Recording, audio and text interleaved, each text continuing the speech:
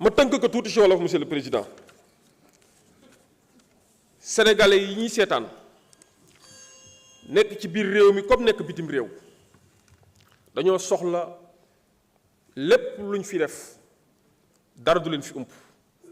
lépp luñ fi wax dara du leen ci ump waaye ku ñu dénk loo xam ne seen moomeel la nga war a jàkkaarloog ñoom ëllëg devant la justice parce que la justice est rendue au nom du peuple nga war a jàkkaarloog ñoom ëllëg ci lañ la joxoon dañuy bëgg assemblée nationale bu fekkee ni dañoo jàpp ni benn ministre la woon wala président de la république que fu muy jaar ba yegg ci justice assemblée nationale joxe ci li nga xamante ni mooy kàddoom sunu yoon nag moo ni bépp kuy ancien ministre ma jàpp ni sax loolu privilège de juridiction la kenn mënu laa àtte ku dul haute cour de justice ma jàpp ni c'est une juridiction personnelle parce que président de la république foofu kese nañ ko mën a àttee un ancien ministre foofu kese nañ ko mën a àttee luy firndeel loolu mooy da ngay gis ab mbir ñu ne la ña ko séq am na ci ministre waaye ña sa des duñu ay ministre ña sa des ñoo ñëpp mën nañ leen àtte feneen mais ministre bi nag gëddam ak cër bi ñu ko joxoon moo tax ñu ni ko haute cour de justice nga mën a jàll waaye haute cour de justice du juridiction ordinaire comme juridiction yi ñu tàmm di gis maanaam dañ ni ki koy présider mooy le premier président de la cour suprême kii procureur bi mooy le procureur général de la cour suprême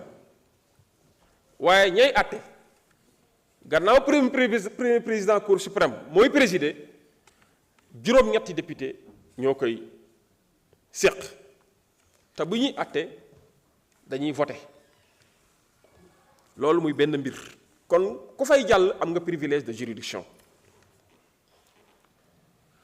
ak ministre lépp lu laale fonction am haute cour de justice nañ ko mën a àtte loolu moo tax mais bañ ñuy def amalgame fan yële si ginnaaw am na suñuy collègue député yoo xam nekkoon nañ fii jamono ji nga xamante ni dañ leen a àtte ci loo xam ne ba ñuy nekk ministre la non seulement dafa amoon demande de résolution de mise en accusation waaye ñun ndax respecté àq ak yelleef dañ cee boole waale beneen procédure de levée de l'immunité parlementaire parce que yooyu yëpp ay obstacle yoo xamante ni mooy tax justice du mën a def liggéeyam su ko defee bañ ko lever dañ leen ko jébbal moo wax leen ni haute cour de justice assemblée nationale moo koy fixer le périmètre contentieux bi bu assemblée nationale ne kii toppee naa ko association de malfaiteurs toppee naa ko détournement de deniers publics toppee naa ko blanchiment de capitaux juge yi ñu koy jox di ko jéb di leen ko jébbal mënuñoo def lu dul enquêter ci loolu yem ci maanaam mënuñoo def lu dul topp ko ci loolu maanaam mënuñu kaa toppee ci faux mënuñu ko toppee escroquerie mënuñu ko toppee abus de confiance li assemblée nationale wax loolu lañ koy mën a toppee bu enquête juge yi demee ba gis ni nag gannaaw ñett yooyu gis nañ leneen lu mu def dans ce cas ñoom mënuñoo ñëw di ko ci topp dañuy jël dossier bi delloosi ko assemblée nationale xool ba xam lam ko njëkkoon a topp est-ce que da ciy dolli leneen wala ndax est-ce que du ci dolli leneen bu boobaa assemblée nationale moom cëggalu guyam parce que foofu la assemblée di substituer procureur ci mise en mouvement de l'action publique maanaam pour commencer jox jéego pour jëm ci topp nit ki assemblée rek moo am loolu parce que dañoo jàpp ni ay autorités politiques lañu woon su ko defee bu mbir mi delluwaatee nag enquête bi dina continuer mayen ci dolli ne dans son fonctionnement haute cour de justice ak yeneen juridiction de droit commun yi ñoo yem maanaam nit mën nañ ko toppee sàcc ginaar mu dem ba ci juge yi wala procureur ñu bàyyi ko ne ko demal ñibbi wala ñu ko ndax am nga loo cautionné mu cautionné ñu xool ndax yelloon na ak li ñu koy toppee mu cautionné ñu bàyyi ko mu ñibbi wala sax nga dem toog ñu ne la non gis nañ ni jarul ñu lay yóbbu kaso dañ lay takkal bracelet nga dem haute cour de justice loo mën a am ci juridiction yooyu rek mën nga ko am ci biir haute cour de justice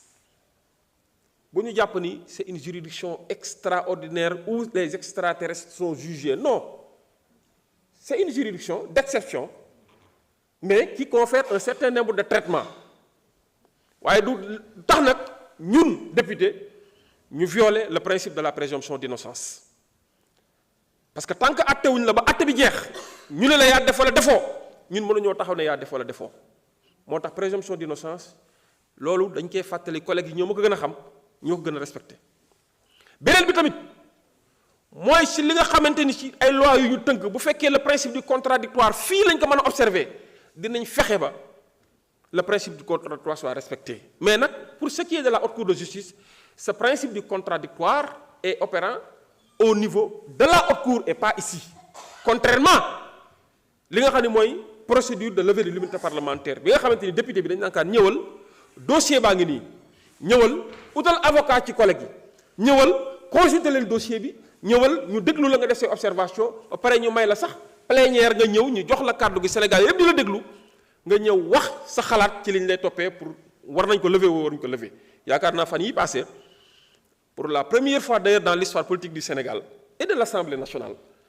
et j'avoue que cette journée sera gravée dans les annales de l'histoire député bu nekk prison respecter ak xam ak yelleefam tax na ñu demander ministre de la justice mu jël ay dispositions mu fexe ba lii nga xamante ni assemblée te attewuñ ko toppuñu ko mais assemblée da cee war a liggéey nañ ko fexe mu ñëw fekk toog comme tous les autres députés ñu jox ko kàddu sénégalais yépp àdduna yépp di ko gis mu wax ci mbir mi loolu c'est une première mu su fi am boo leen fàttali ko Khalifa Sall nekkoon na député ba ñuy lever immunité parlementaire am kaso la nekk kenn extraire ko kenn mayu ko possibilité boobu amoon na fii jamono sax am na ay députés yoo xam kenn mosu leen a may possibilité boobu wala mettre leen dans des conditions de se défendre fii gis nañ fi lu nekk kon du tey jii la ñuy ñëw di fëgg taabali di góoxi leex ak xoorali baat di wax naan way c'est non li fi am c'est une bonne nouvelle te ci loolu laay ñaan collègues yi ñu des si bu leen émotion bu leen tomber dans le piège de l'émotion ni de la manipulation am na ñoo xamante ni ñoo la gën a xam dëgg commission boo leen wooyee duñ ñëw parce que amuñu argument mais bu caméra yi tàkkee lampe yi tàkk ñoom ñëpp ñi kaalawu ñi takki lunette ñëw toog fii di manipuler sénégalais yi mais sunu maam ja Alaaji Abdou Aziz Dabakh dafa daan wax lu am solo mu ni nettali waxu jàmbur jarul kaalaw ma dolli si tamit jarul takki verre booy waxal dëgg mu leer te ñu bàyyi manipulation bi képp kuñ fi jàpp wala ku am problème ak justice ñun ñi ñëpp ku ci toog ak sa aqulaay taala di nga ko ñaanal yàlla yàlla na ko yàlla teggil nattu bi waaye nag faaw ñu leeral parce que dërëm bu toll ni tar fatal ay ni bu dee ñun dañoo gis ni am na problème ñun ñu taxaw lànk ne du ñu def pour loolu leer ëllëg si yowmal xiyaam ñun dinañ ci rendre compte parce que ñun ñoo ko nëppal ñun ñoo ko étouffé est-ce que ñun dañoo gël sénégalais bi nga xam ne daw na ay kilomètres des dizaines de kilomètres pour andi ñu fii mu sonn ñax ànd ak ñun ci campagne wóoruñu ne dinañ ko teewal ñu ñëw taxaw fii di ko trahir est-ce que ñun ñoo gën sénégalais boobu nañu bàyyi xel loolu privilège bi ñu fi mën a am doy na wala doyul jàppal ne ki tax loolu am peut-être mu ngi toog këram bu añee xamul ndax dina reer bu ndékkee xamul ndax dina añ bu feebaree xamul ndax dina faju chaque jour ñu ñuy jàpp ak ay privilégiés way yàlla loolu yépp bu ñu ko amee ñu war a rus sénégalais bi nga xamante ni sécurité am santé am njàngam li mu moom war a delluwaat ñun ñu war a rus sénégalais boobu ba sàmbal ko mais c'est dommage réew mi toll na foo xamante ni nii dafa mel ni dafa am ñoo xam ne dañoo am pot de fer am ñu am pot de terre maanaam juddu gën ñëpp parce que diw moom nga bokkal def lu la neex parce que diw nga àndal tiim alalu askan wi àndoo seeg sa sago tu perds ta lucidité gis nañ ko fi mais incha allahu gëm nañ ak nguur gi ak yaakaar gi mu suscité ci askan wi gëm nañ ni lépp dina leer alal comme ni ko Ousmane Sonko waxee le premier ministre ba si ñun nous devons être irréprochables parce que mu ngi gën a neex bis bu ñu demee ba ñun suñu biir def nañ lu defuwul boo boobaa yoon dina la topp sans état d'âme. duma dugg ci yeneen considération yi mais dama leen di ñaan rek yéen ñëpp. merci ngeen voté honorable résolution de mise en accusation bi. asalaamaaleykum wa rahmatullah. Merci, honorable. La discussion générale est close. Nous passons au vote du projet de résolution. Je rappelle que, conformément aux dispositions de l'article 101, alinéa 1er de la Constitution, le scrutin est secret et la majorité requise est constituée